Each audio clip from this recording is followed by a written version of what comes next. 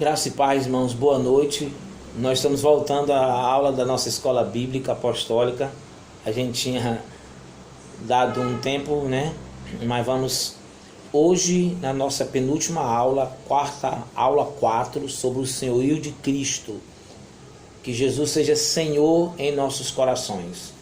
Nós vamos começar continuando, né, na carta do apóstolo Pedro, a primeira carta, a partir do capítulo 3, a partir do versículo 8, até o capítulo 4, versículo 1 ao 6, tá bom? Então, o título hoje é o Senhorio de Cristo. Nós vamos iniciar. E eu queria iniciar fazendo uma revisão da aula 3, que é aquelas perguntinhas, 4 perguntinhas que a gente faz no final de cada aula. Eu queria responder essas perguntas e vou postar no WhatsApp da igreja, tá bom? Então, a primeira pergunta é: quais são as 2 exortações que Pedro faz no capítulo 2, versículo 11 e 12? São bem simples, a resposta é bem clara. A primeira exortação é: vos absterdes das concupiscências, né? Ou seja, não aceitar, recusar, rejeitar as concupiscências, ou seja, os desejos carnais. Essa é a primeira exortação que Pedro faz, ok? Recusar os desejos carnais. E a segunda, manter uma conduta exemplar diante das pessoas do mundo, das pessoas incrédulas. Manter uma conduta exemplar, ok? Vos abster ou rejeitar, recusar os desejos da carne e manter uma conduta exemplar diante da sociedade, das pessoas do mundo. A segunda pergunta é: devemos obedecer às autoridades constituídas? Sim ou não? E justifique. Claro que devemos obedecer às autoridades constituídas. Devemos, porque toda autoridade, segundo Pedro escreveu, e outros textos também, Paulo falou sobre isso, toda autoridade é estabelecida por Deus para honrar aqueles que fazem o bem e para punir aqueles que praticam o mal. Só tem uma única exceção para desobedecer às autoridades: é quando essas autoridades contrariam a lei de Deus, ok? Terceira perguntinha: qual exemplo de sofrimento paciente Pedro cita? Claro que é o exemplo de nosso Senhor e Salvador Jesus Cristo. Ele nos deixou o maior exemplo de sofrimento, de paciência, e ele recomenda na carta de Pedro para que sigamos os passos do Senhor Jesus. A quarta e última pergunta é: quais as responsabilidades dos cônjuges que Pedro discute no capítulo 3? Primeiro, a mulher. A mulher, ela tem que ser submissa ao seu marido, e isso vai oportunizar para que aqueles que ainda não creram no Evangelho sejam ganhos por estas mulheres. É uma oportunidade que elas têm de poder ganhar seus maridos, né? Através da submissão. E também valorizar a beleza interior mais do que a beleza exterior. O homem, a responsabilidade do homem é respeitar a sua mulher com entendimento, dando honra a ela como a parte mais frágil, fisicamente falando. E se ambos fizerem isso, serão abençoados por Deus e as orações não serão interrompidas. Amém? Então tá aí as 4 perguntinhas que a gente da aula passada, sejam luz. E agora a gente vai começar a nossa aula sobre a primeira carta de Pedro, a partir do capítulo 3, versículo 8 em diante, até o capítulo 4, até o versículo 6. Nos capítulos 2 e 3, que a gente viu antes, Pedro ele escreve a respeito da conduta adequada dos cristãos para com o governo, para com os senhores, patrões, esposos desses crentes. Depois de se dirigir aos esposos crentes no versículo 7 do capítulo 3, Pedro conclui essa parte observando que todos os cristãos deverão mostrar compaixão e humildade para com os outros.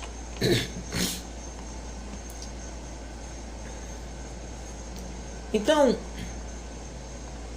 aqui um pouquinho mais de luz para a gente poder Tá melhor aqui. Então, nos versículos 8 e 9 de 1 Pedro, capítulo 3, a gente concluiu na última aula, né? Pedro aconselha que antes de retribuir o mal com o mal, os cristãos deverão abençoar os outros, porque eles próprios serão também abençoados por Deus. Os cristãos não devem retaliar em resposta às perseguições, mas eles devem abençoar seus inimigos. Paulo fala isso na primeira carta aos Coríntios, no capítulo 4, 12, e fala isso também em 1 Tessalonicenses, capítulo 5, 15. Essas bênçãos podem tomar várias formas, incluindo orações e empréstimos até de dinheiro, entre outras boas ações que as Escrituras relatam. Nos versículos 10 e 12, Pedro, para identificar a condição abençoada daquele que se converte do mal e busca o bem, eu vou ler os versículos 10 e 12, certo? Diz assim: pois quem quer amar a vida e ver dias felizes, refreia a língua do mal e os lábios de falar coisas enganosas. Afaste do mal, versículo 11, e faça o bem, busca a paz e nela insista.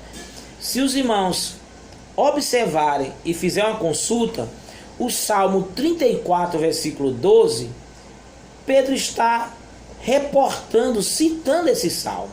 O Salmo 34, versículo 12 ao 16, diz assim: quem é o homem que deseja a vida, que quer largos dias para ver o bem? Guarda a tua língua do mal e os teus lábios de falar o engano. Aparta-te do mal e faz o bem. Procura a paz e segue-a. Os olhos do Senhor estão sobre os justos e os seus ouvidos atentos ao seu clamor. A face, o rosto do Senhor está contra os que fazem o mal, para desraigar da terra a memória, a lembrança deles. Então é muito importante essa recomendação do apóstolo Pedro, para que as pessoas que querem amar a vida, que amam a vida, aliás, e que desejam ter dias felizes e prolongados, viver longos dias e viver bem esses dias, deve refrear sua língua, guardar sua língua, né, do mal, e os seus lábios de falar coisas enganosas. Deve afastar-se do mal e buscar a paz e insistir nessa paz. Amém? Louvado seja o nome de Jesus. Nós vamos para o primeiro ponto do nosso estudo. Eu queria orar nesse momento, colocando nossas vidas diante de Deus, porque essa carta é muito forte. Essa carta, ela tem ensinos poderosos que podem liberar a bênção de Deus sobre as nossas vidas. E nós temos às vezes um espírito muito orgulhoso, temos a mente muito travada para querer entender e compreender o que Deus quer nos falar. Então vamos orar para que o Senhor abra o nosso entendimento em nome de Jesus. Pai, nós oramos nesse momento para que a Tua palavra e o Espírito Santo abram o nosso entendimento espiritual, para compreender a Tua palavra, para obedecer a Tua palavra, para praticar a Tua palavra e como consequência disso temos a Tua bênção, Senhor, a Tua aprovação. Seja louvado em nossas vidas. Que esse estudo de hoje sobre o senhorio de Cristo possa abençoar a vida de toda a igreja, em nome de Jesus, no poder do Espírito Santo. Amém. A quarta lição nós estamos falando que é sobre o senhorio de Cristo, e ela tem 3 pontinhos. O primeiro ponto é o sofrimento que edifica, o segundo ponto é a morte eficaz de Cristo, e o terceiro e último ponto é a união dos cristãos com Cristo. Então vamos para o primeiro ponto, que é o sofrimento que edifica. Geralmente, irmãos, a boa conduta da nossa parte, se a gente tiver uma boa conduta, isso vai resultar ou resultará em bom tratamento por outros, até por pessoas ímpias. Mas ocasionalmente os cristãos sofrerão por amor à justiça. O versículo 13 e versículo 14 de 1 Pedro, capítulo 3, estamos no capítulo 3, versículo 13 e 14 diz: quem vos fará mal se sois zelosos do bem? Está vendo? Geralmente se a gente praticar o bem, se a gente tiver uma boa conduta, nós seremos bem recebidos, bem tratados, geralmente. Mas o versículo 14 diz: mas ainda que venhais a sofrer por causa da justiça, sereis abençoados. Não temais suas ameaças e nem vos alarmeis. Está vendo que coisa maravilhosa? A gente deve entender que o sofrimento, por amor a Cristo, ele nos edifica. Quarta-feira eu vou falar, vou dar uma reflexão numa live ao vivo pelo Instagram da igreja, a palavra de oração, sobre não sofra, mas sofra, baseado nesse texto aqui. Então, voltando ao texto sagrado, versículo 13 diz assim: quem é que vos há de maltratar? Quem vos fará mal? Versículo 13. Se sois zeloso pelo bem. Pedro não está negando aqui, irmãos, que os cristãos podem sofrer por causa da sua fé. Absolutamente.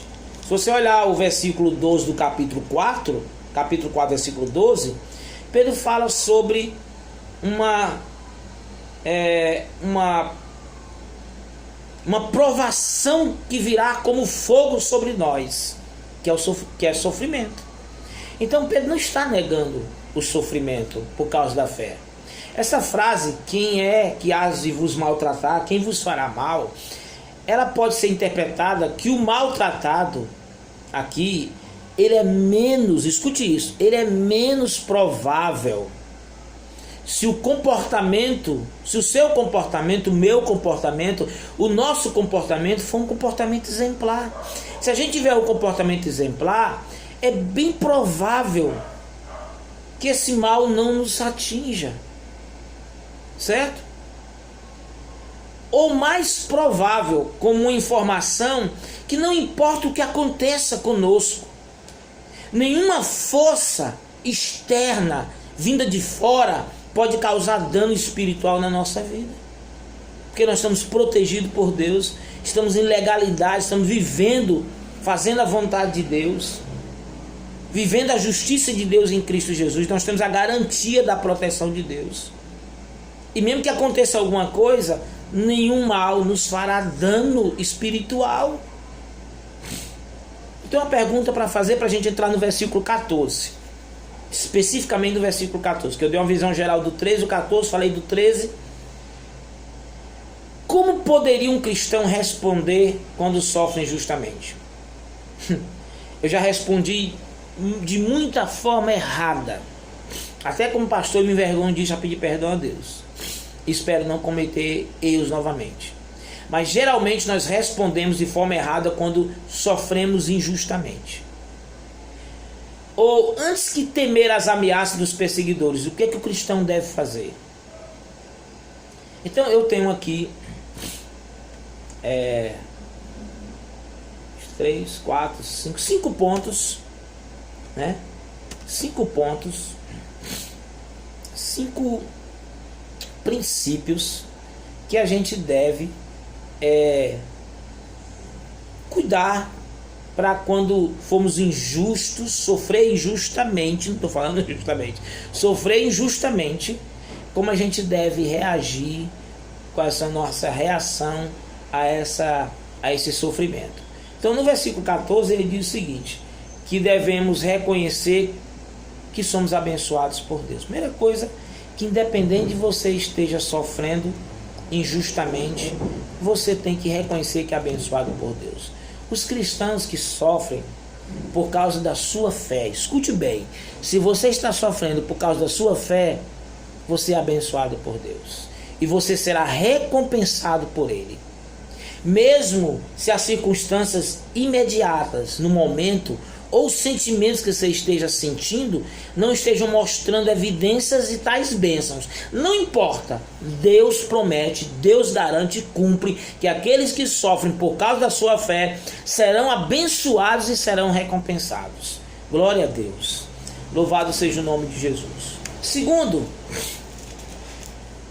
o versículo 15, a parte inicial do versículo diz assim: antes reverenciai a Cristo como Senhor no coração. Em outras versões diz: santificai o Senhor em seu coração. Ou seja, entronizar Jesus como Senhor, aquele que tem autoridade, aquele que nos dá aquele que tem um comando sobre o nosso coração. Esse versículo 15, essa parte A, santificai a Cristo no nosso coração, o reverenciai a Cristo, ele afirma a divindade de Jesus.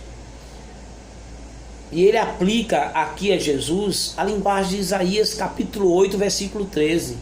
Ao Senhor dos exércitos, a ele santificai, e seja ele o vosso temor, e seja ele o vosso assombro. Devemos temer a Deus antes de qualquer coisa. Isso está se referindo ao Senhor dos exércitos como um Deus santo, como Deus santo. Então, nós devemos santificar, reconhecer que somos abençoados por Deus, e também devemos santificar o Senhor em nosso coração. Devemos reverenciar o Senhor, devemos adorar o Senhor, devemos reconhecer o Senhor, que Ele é o Senhor da nossa vida. Amém? Na parte B do versículo ele diz: estais sempre preparados para responder a todo que vos pedir a razão da esperança que há em vós. Nós devemos estar prontos, irmãos, a responder a quem quer que questione a nossa fé, a nossa esperança. E essa prontidão para confessar a Cristo é um aspecto importante de considerar Cristo e Senhor como santo. Muita gente não sabe ou não está pronto e preparado para responder, né, esses questionamentos, mas a gente deve estar preparado e pronto. E como? Estudando a palavra, certo? Observando a palavra de Deus, entendendo aqueles 3 pontos que a gente falou domingo na pregação: a fé atuante, amor generoso e uma esperança bem firmada. Se você entender isso aí, você vai entender muita coisa nas Escrituras, até como defender a sua fé, o questionamento da sua esperança. Amém? Tem uma palavra interessante que ele fala: estáis sempre preparados para responder. Eu destaquei essa palavra responder, que literalmente não é dar qualquer resposta ou falar qualquer coisa, mas literalmente é uma defesa, é uma apologia, é uma defesa da sua fé. Essa palavra ela pode sugerir resposta a perguntas abusivas que as pessoas nos fazem, ou perguntas irônicas provenientes de pessoas hostis. Nós temos que estar preparados para responder essas pessoas. E, pasmem, com autoridade, mas de forma mansa. Nós temos que aprender a ouvir desaforos e acusações e responder de forma mansa. Deus me deu graça para fazer isso com as pessoas ímpias. Já fui acusado de tantas coisas, já falado tantas coisas da igreja, e Deus me deu graça para responder e mostrar a razão da minha fé. Essa resposta inclui uma explicação sobre os pontos principais do cristianismo. Não é só dar uma opinião. Irmão, você não precisa, você tem que aprender a responder. A responder os questionamentos com embasamento bíblico. Não é uma resposta qualquer. Mas você tem que entender os pontos principais do cristianismo, que é a pessoa de Deus, as ordenanças, sobre as escrituras sagradas, os sacramentos, a oração, o louvor, a adoração. Então tudo isso nós temos que compreender para dar respostas corretas para essas pessoas. Vamos para o versículo 16. O ventilador pega aqui, aí fica irritando um pouquinho mais, o calor está grande e temos que usar esse recurso. O versículo 16 diz assim: temos que responder aqueles que nos questionam, mesmo eles sendo hostis. Vocês estão ouvindo? Eu quero falar para aqueles irmãos temperamentais que acham que pode agredir todo mundo com suas palavras. Não. Para você que acha, você que tem um temperamento sanguíneo, colérico, você que acha que pode ser abusivo, ignorante, me dê uma resposta, eu vou dar na mesma medida. Negativo. Você quer servir a Deus e ser abençoado? Versículo 16 nos seus coros. Mas fazer isto como? Com mansidão e temor, tendo boa consciência para os que caluniam o vosso bom procedimento em Cristo. Fiquem envergonhados naquilo de que falam mal de vós. O cristão, eu, você, nós, irmãos, precisamos responder às perguntas dos outros com mansidão, paciência e temor a Deus, não dando nenhum motivo, nenhuma oportunidade com a nossa atitude para que o incrédulo difame o nome de Cristo. Eu lembro de uma vez, quando eu era pastor da igreja wesleyana, tinha um vizinho, ele namora aqui perto, que tinha um problema da lama, passava pela o ralo ali, né, de frente às calçadas, entupia, saía entupindo. E aí um dia, um cara lá na igreja, um vizinho lá, ele entupiu a nossa entrada lá.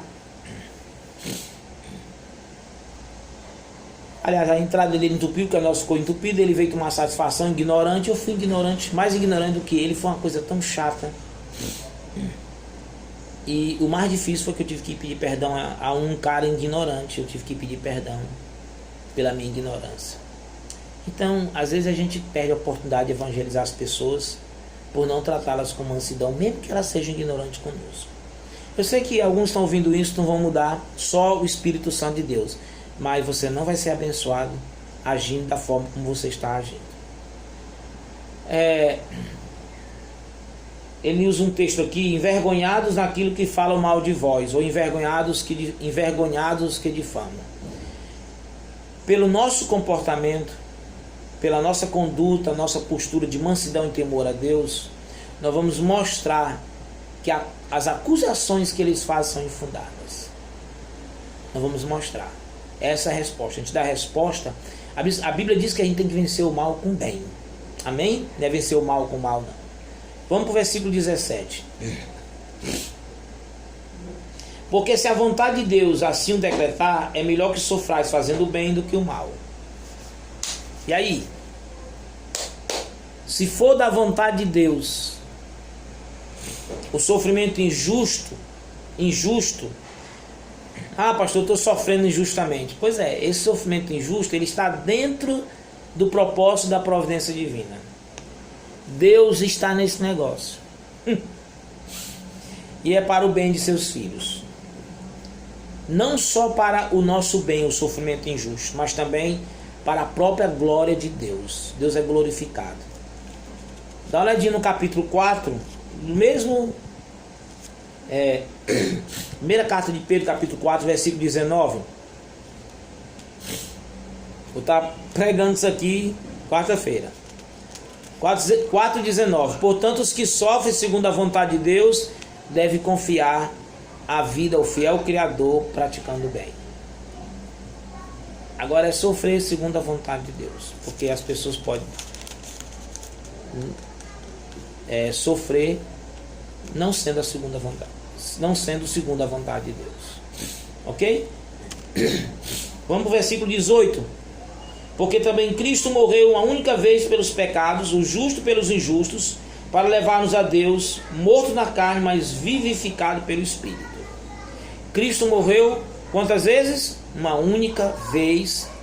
Para quê? Para quê? Pelos pecados. Pedro aqui ele está recordando aos seus leitores que Jesus também sofreu injustamente.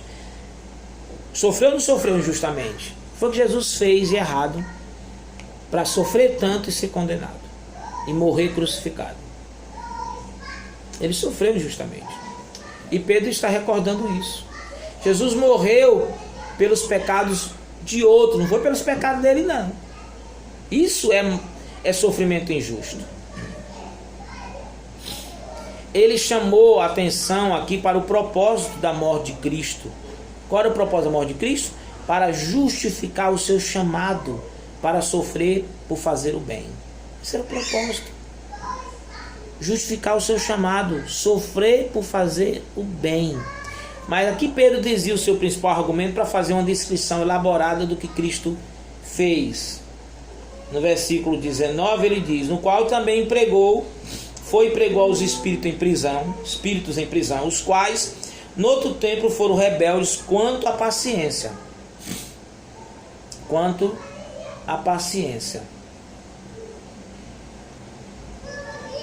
de Deus esperava enquanto a arca era construída nos dias de Noé. Poucas pessoas, isto é, 8, salvaram-se nela por meio da água. Que, prefigurando o batismo, agora também vos salva, o qual não é a remoção da impureza da carne, mas a promessa de uma boa consciência para com Deus pela ressurreição de Jesus Cristo. O qual, tendo subido ao céu, está à direita de Deus, e a ele sujeitaram-se os anjos, as autoridades e os poderes. Então nós temos aqui, no versículo 18, que ele foi morto sim na carne, mas foi vivificado no Espírito. Paulo fala isso em Romanos no capítulo 1, versículo 4.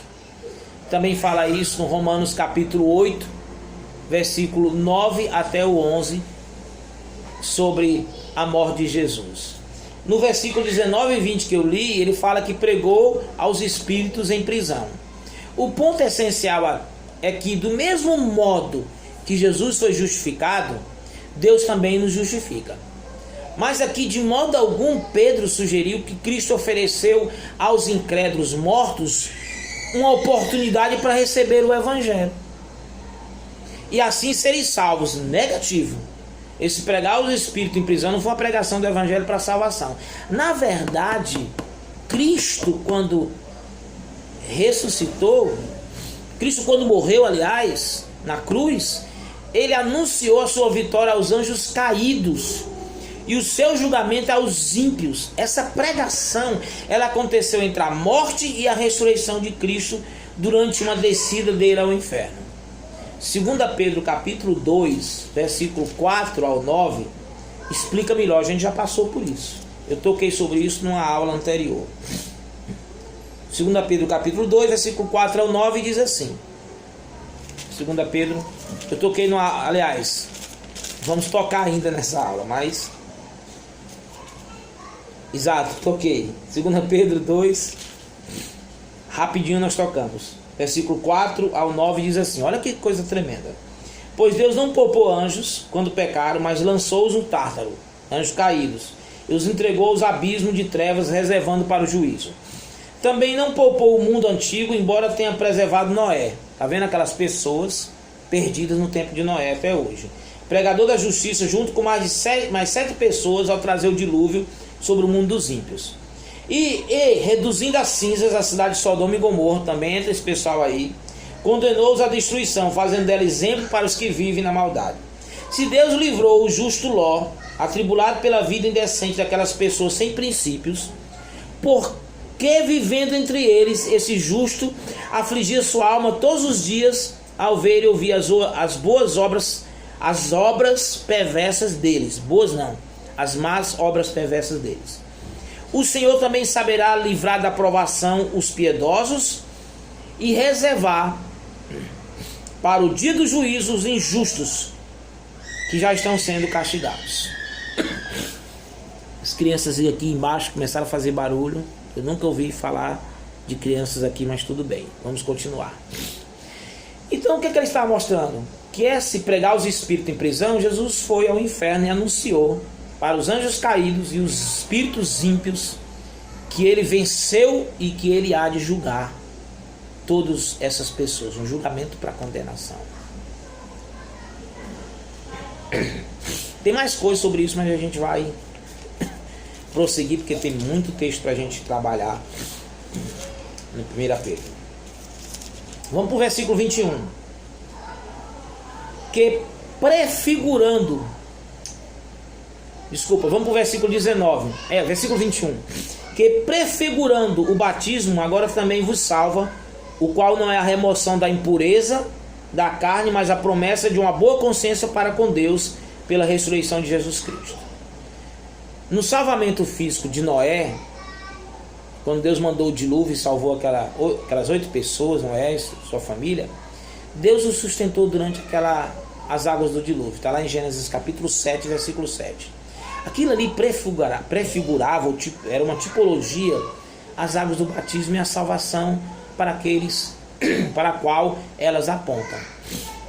Com o batismo, que simboliza o julgamento sobre o pecado na morte de Cristo, e também simboliza a renovação da vida, conforme Paulo escreve aos Romanos, no capítulo 6, versículo 4. Eu vou ler aqui porque esse texto eu vou citar ele várias vezes, a referência. 6,4 diz: portanto fomos sepultados com Jesus na morte pelo batismo, para que, como Cristo foi ressuscitado dentre os mortos pela glória do Pai, assim andemos nós também em novidade de vida. Tá vendo? Se viu para o julgamento e se viu para a renovação da vida. Louvado seja o nome de Jesus. No versículo 21 também ele fala o seguinte: agora também vos salva, não sendo a remoção da imundícia da carne. O que Pedro declarou aqui é que o meio da salvação não é um desempenho de um ritual externo. Ninguém é salvo essencialmente pelo batismo. Mas o batismo ele serve como um voto, resposta da nossa fé, que é por sua vez um símbolo pelo qual Deus salva os cristãos, pela identificação com Cristo em sua ressurreição e morte. O batismo não salva, mas ele é necessário para confirmar, né, como confissão da nossa fé, que nós fomos salvos. É uma identificação e é um ato, né, é um símbolo profético da nossa fé. Então, não existe nenhuma razão para o crente não querer ser batizado, a não ser que ele esteja vivendo em pecado e ele não se arrependa dos seus pecados, não tenha nascido de novo. No versículo 22, diz assim: o qual, tendo subido ao céu, está à direita de Deus. Algumas versões dizem à destra de Deus.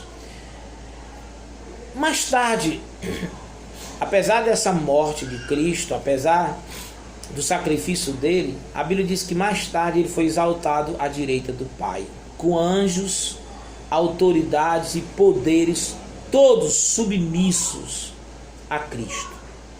O lugar do universo de supremo privilégio e soberania pertence a Cristo.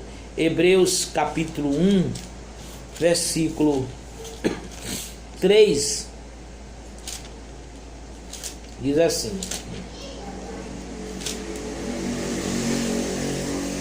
ele, Jesus, é o resplendor da sua glória e a representação exata do seu ser, sustentando todas as coisas pela palavra do seu poder, e tendo feito a purificação dos pecados, assentou-se à direita da majestade nas alturas.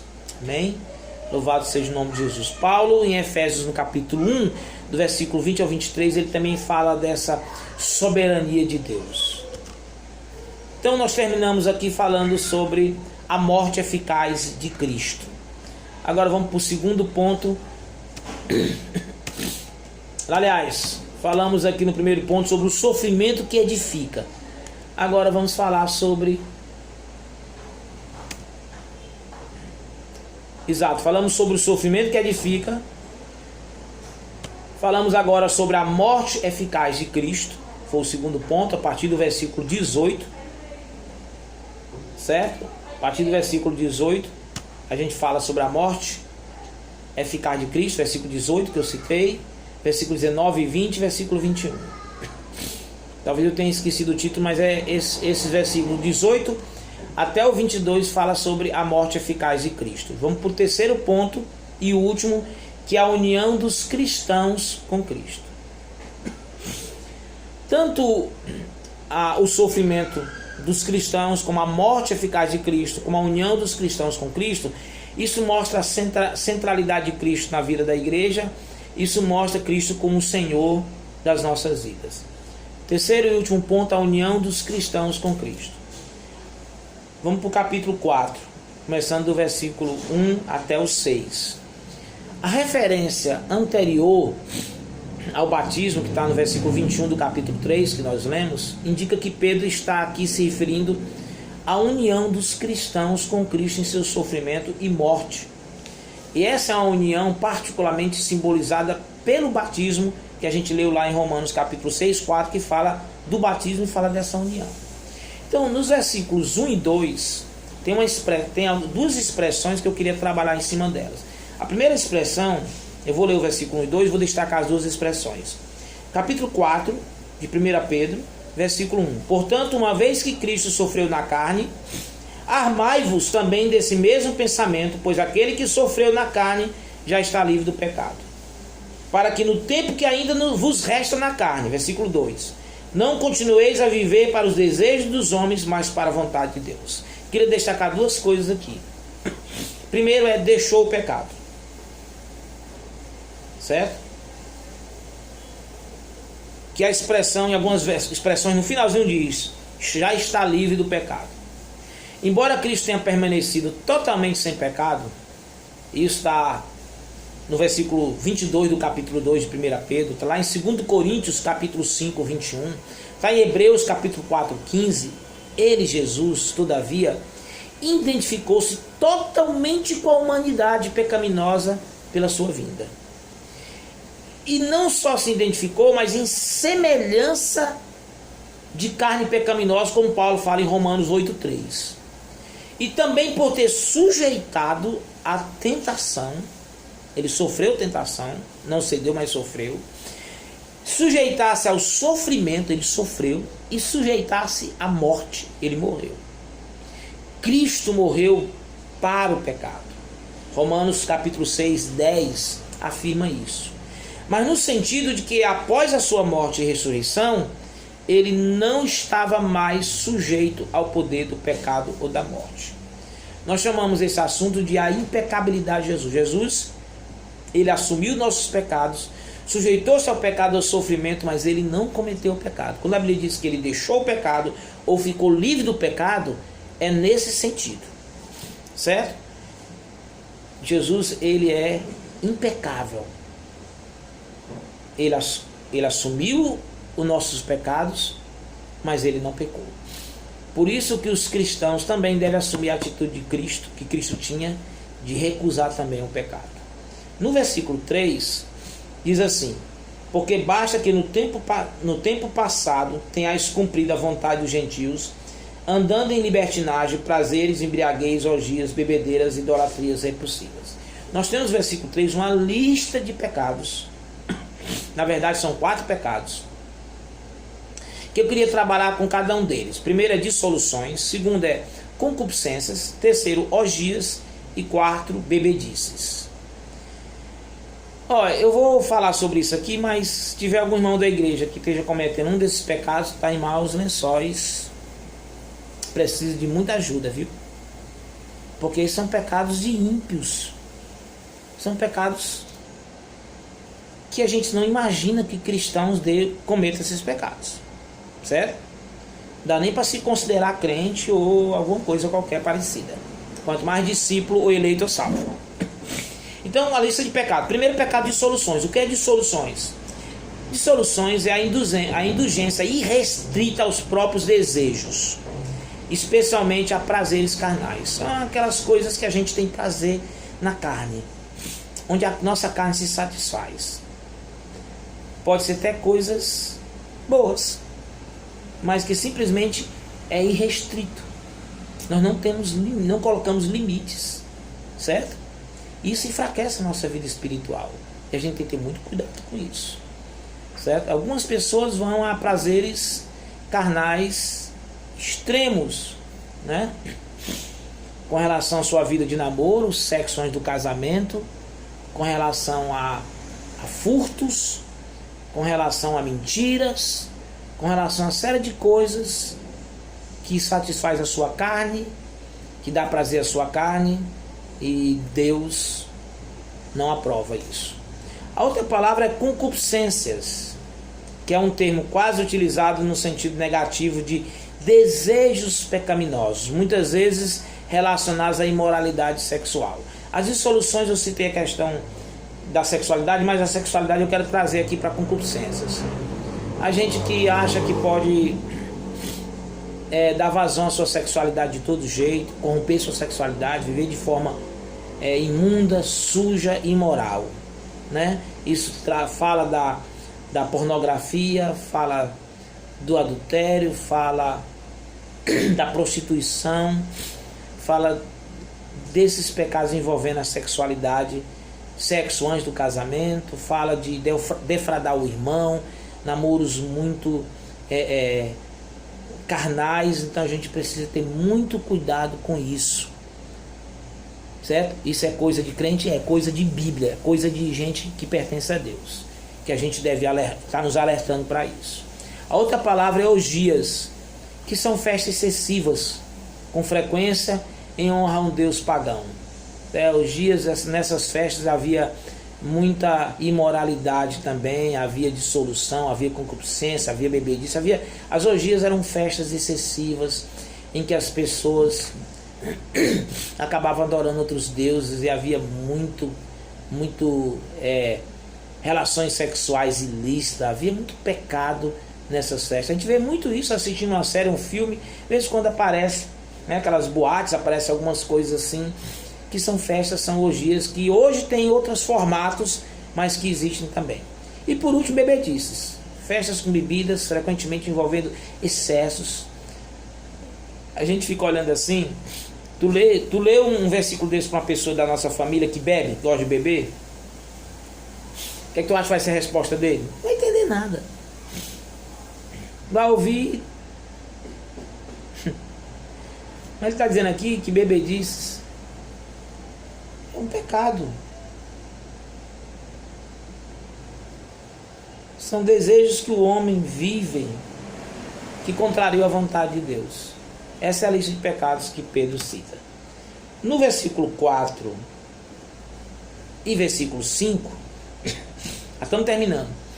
Os descrentes acharão estranho que o cristão não esteja continuando nos mesmos pecados que cometiu no passado, e pode até mesmo falar mal deles por causa da sua mudança de conduta, mas tanto crentes como descrentes todos serão julgados pelo Senhor. Diz assim os dois versículos.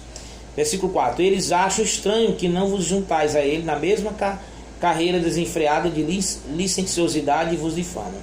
Terão de prestar contas àquele que está pronto para julgar os vivos e os mortos.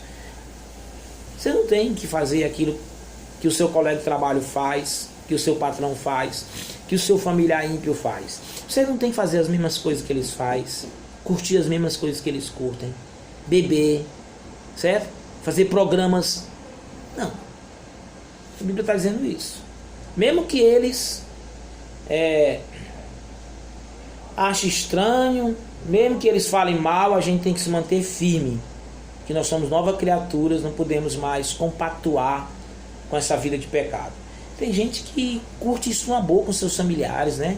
Guarda cerveja na geladeira, guarda bebida, toma vinho com eles, bebe com eles. Eu não sei que tipo de fé e onde você vai chegar com isso, viu, irmão? Tenha cuidado, tá certo? Tenha cuidado, meus irmãos, porque o negócio é sério. A Bíblia é séria com relação a isso.